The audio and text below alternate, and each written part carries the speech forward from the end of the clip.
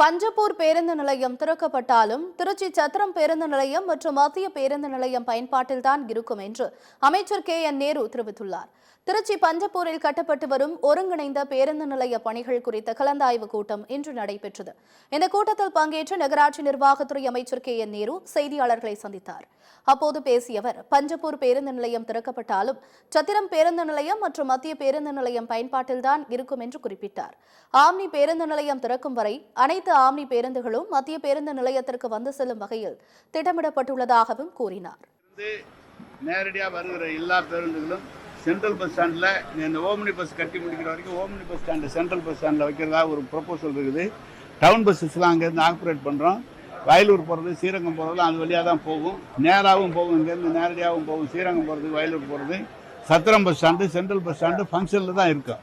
இல்லை, கரூர் பஸ் எல்லா பஸ்ஸுமே மப்சல் பஸ் எல்லாம் இங்கே வந்து அங்கேருந்து தான் கிளம்பணும் அப்படின்னு தான் பேசியிருக்காங்க. அது அவங்களோட அந்த பஸ் ஓனர்ஸோட பேசிட்டு சொல்கிறேன் இருக்கிறாங்க.